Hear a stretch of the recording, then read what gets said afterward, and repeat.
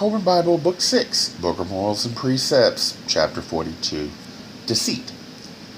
NPR 42:1. Avoid the liar. Turn from his path, but fear him not, for falsehood is the weapon of cowardice. A lying tongue reveals a craven heart. NPR 42:2.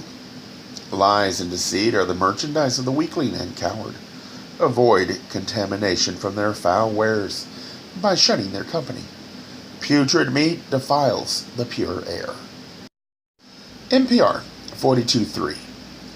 Leave the liar alone to squat in his web of falsehood spread for the unwary. Despise his shifty mien. His front is bold, and his manner confident. His words are strong, but within his heart trembles, and his spirit is shrouded under a mantle of fear.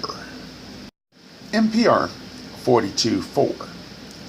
Lying and slander, weapons despised and rejected by the real man, loom large in the armament of the weakling.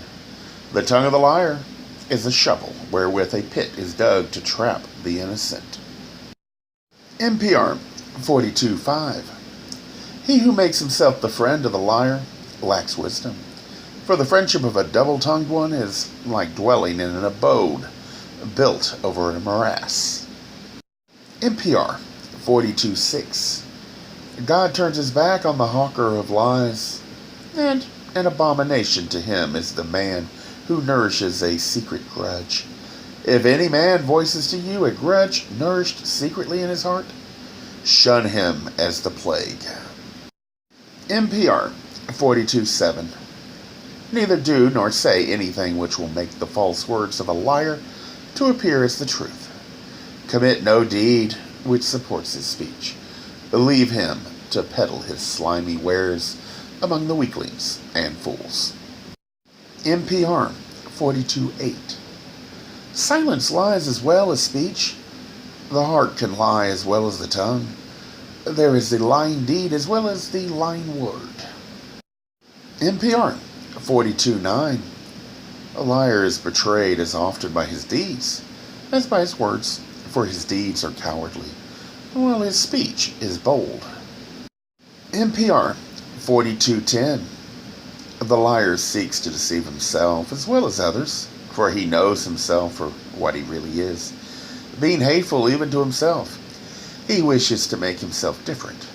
He practices deceit not only upon others, but upon himself. NPR 42:11. The man of lies is never wholly joyful, for he walks with the ever-present fear of exposure. Despise him, for he is unworthy of hate. NPR 42:12. The deceitful man lays a trap at his own doorstep. Avoid his habitation as you would the hole of a scorpion. If a man deceives you once, he will do so again. NPR 42:13. Disdain all flattery, for a man should be above such things. Flattery is the handmaiden of deceit, and the child of hypocrisy. NPR 42:14. Let all your dealings with men be straightforward and open. Have no dealings with those of the double tongue. A liar, like a serpent, cannot follow a straight path. NPR 42:15. The cowardly spirit trembles as it walks in deceitful ways.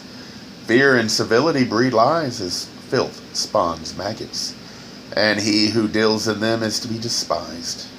Though the deceiver successfully fools all men, he cannot deceive his own soul, nor escape its constant rebuke. Could he but see the horror he is fashioning, he would recoil before its hideousness. NPR 42:16. The deceiver is like an apple which appears wholesome without, but under the skin is rotten and full of worms. Like the liar, he has the heart and bearing of a slave, for within himself he is not free.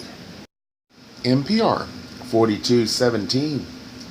Therefore, if by weakness you are tempted to avoid the burden of manliness, to ease the strain of living by recourse to lies and deceit, cast all such temptations aside. Retain your manhood and spare your soul. Deceit may bring gain and lies respite, but the cost is high, for you brand your everlasting soul. NPR 42:18. Deceitfulness, like disease, grows from a small seed, and once implanted cannot be easily rooted out. Of what use is a healthy body if the spirit within be eaten up by the loathsomeness of despicable ways? NPR 42:19. The tongue of a castrated man is thick with guile, for lack of manhood induces unmanly ways. Manhood is not only the cultivation of manliness, but also the mastery over unmanly ways. NPR 42:20. A slippery tongue may deceive many, but prudence will secure the wise. A man is known by his companions.